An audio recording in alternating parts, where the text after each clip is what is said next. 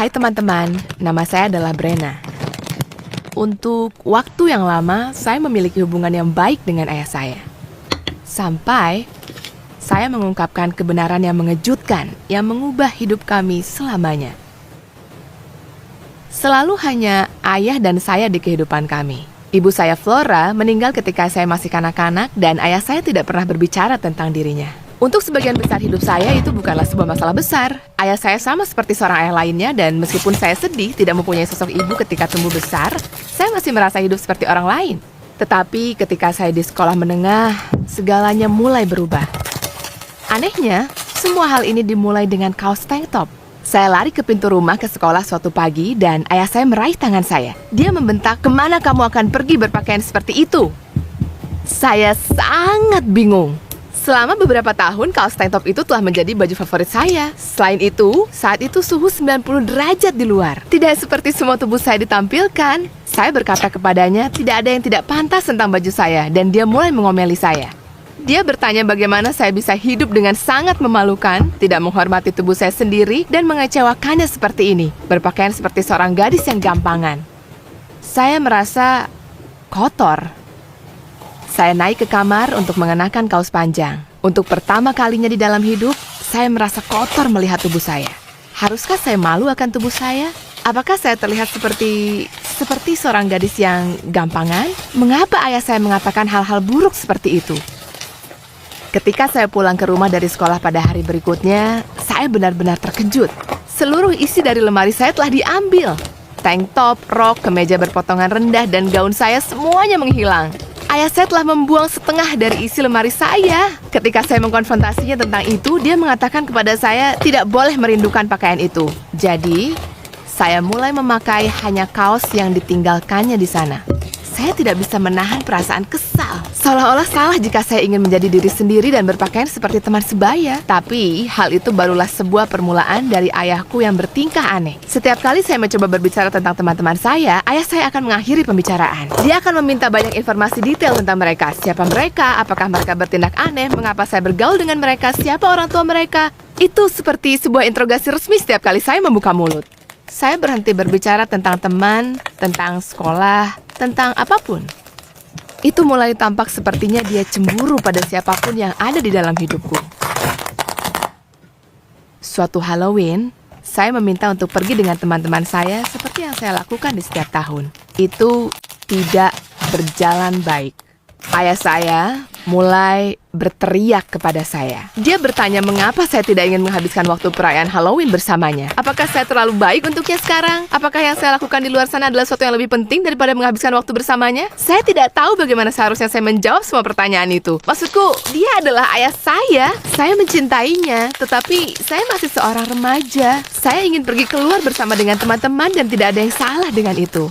Jadi, saya memberanikan diri menjawab pertanyaannya. Saya mengatakan kepadanya bahwa dia tidak memiliki saya sepenuhnya dan saya boleh bersenang-senang tanpa perlu merasa bersalah. Dia meraih lengan saya dan kemudian melemparkan saya ke dalam kamar saya. Saya tidak percaya. Dengan bunyi klik, pintu kamar saya dikunci dan saya terduduk dalam kegelapan. Bagaimana mungkin ayah saya begitu sangat terobsesi dengan saya? Bagaimana dia berharap saya untuk hidup seperti ini?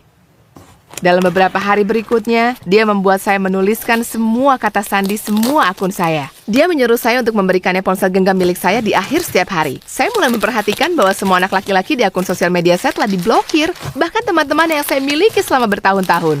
Saya bahkan tidak bisa mengatakan apa-apa karena setiap kali saya membuka mulut, saya bisa merasakan tangan ayah saya berada di lengan saya lagi. Saya takut sejujurnya. Setiap saat di dalam hidupku, ayah saya ingin saya selalu bersamanya setiap saat. Begitu saya pulang ke rumah dari sekolah, saat saya baru bangun tidur, saya harus selalu siap dan bersedia untuk berbicara dengannya. Itu terlihat seperti dia sangat terobsesi dengan saya. Saya mulai memimpikan setelah sekolah menengah atas, ketika saya akhirnya bisa melarikan diri dari cengkramannya, ketika saya bisa mulai menjalani hidup saya sendiri. Maksud saya, bagaimanapun hal terburuk yang bisa didapat pastilah sampai sejauh ini, bukan? Tapi ternyata tidak. Ketika saya berangkat ke sekolah suatu pagi, saya memperhatikan tas ransel saya benar-benar hilang. Ayah saya duduk di samping meja, menyesap kopinya seperti tidak ada yang salah. Dia menggeser sebuah buku ke seberang meja untuk saya. Itu adalah panduan sekolah di rumah. seketika saya merasakan hati saya yang menjadi hancur berkeping-keping. Saya menolak dan bilang tidak, tapi dia langsung melancarkan aksi menangis. Dia menyerbu sekeliling ruangan dan melemparkan barang-barang layaknya seperti seorang anak kecil. Tapi sejujurnya, saya merasa ketakutan. Bagaimana jika dia melakukan sesuatu kepada saya? Bagaimana jika dia menyakiti saya? Atau bahkan lebih buruk, sepertinya dia mulai kehilangan itu. Jadi, saya tidak melakukan perlawanan. Selama berhari-hari, saya duduk bersamanya di meja dan membiarkannya mengajari saya. Pelajaran yang diajarkannya gila. Dia tidak akan berbicara tentang tokoh laki-laki siapapun dalam sejarah, dalam sastra, dalam sains. Jadi itu seperti mendapatkan materi pelajaran di mana 90% informasi disensor. Suatu malam, saya tidak bisa tidur. Saya melihat ke cermin dan tidak mengenali diri saya. Saya tidak merasa seperti manusia pada umumnya. Seperti dia telah mengambil alih identitas saya dari diri saya sendiri. Saya duduk dan berbicara kepada ibu saya yang telah tiada. Saya berkata, jika dia memperhatikan saya selama ini, saya membutuhkan bantuannya sekarang. Saya takut tidak bisa melakukan hal ini lagi. Dan saya sangat berharap dia ada di sini. Air mata mulai mengalir di pipi saya. Ketika saya mendongak, ayah sedang berdiri di sana.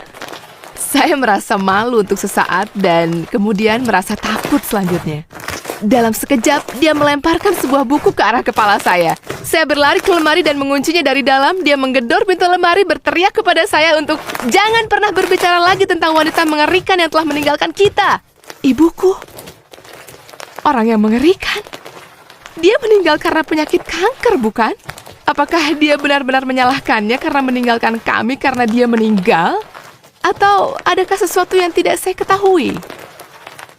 Malam itu, saya menyelinap diam-diam ke loteng di mana kami menyimpan semua file kami. Saya mencari sertifikat kematiannya, berharap hal itu bisa memberi saya beberapa kesimpulan. Tetapi yang saya temukan malah mengubah segalanya. Akte kelahiran saya. Di atas kertas, nama saya sama sekali tidak sama. Nama belakang ayah saya sama sekali berbeda dan ibu saya, Flora, dia memiliki nama belakang yang bahkan tidak saya kenal. Apakah orang tua saya mengubah nama saya? Apa yang terjadi? Saat itu, saya mendengar suara pintu terbuka. Terdengar suara gedebuk pelan, gedebuk langkah kaki ketika ayah saya naik ke atas tangga. Kepala saya berputar, saya bergegas ke jendela dan naik ke atap untuk melarikan diri. Saya sadar bahwa saya tidak akan pernah kembali hidup bersamanya. Ketika saya berlari di jalan raya, saya bisa melihat ayah saya memelototi melalui jendela yang berada di loteng.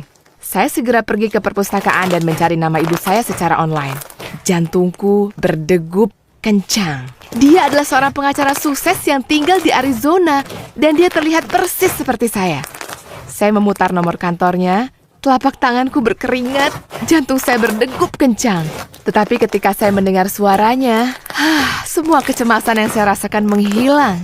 Saya mengatakan kepadanya siapa diri saya. Dia mulai menangis di ujung telepon yang lain dan mengatakan hal yang sebenarnya. Ayah saya bersikap sangat kasar kepadanya dan dia berencana meninggalkannya untuk selamanya setelah menuntutnya karena menahan hak asuh saya.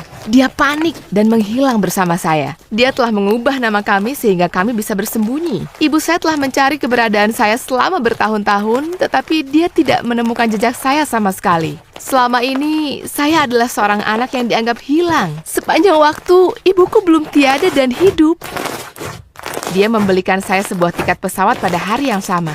Sejak kejadian itu, saya akhirnya tinggal bersama ibuku. Kami berbicara tentang kekasaran ayah saya. Dia mengatakan kepada saya bahwa banyak perlakuan kasar dimulai dengan kontrol dan mengisolasi, dan saya menyadari bahwa ayah saya telah berjalan di jalan ini untuk waktu yang lama. Untuk pertama kalinya setelah bertahun-tahun, saya merasa sangat bahagia.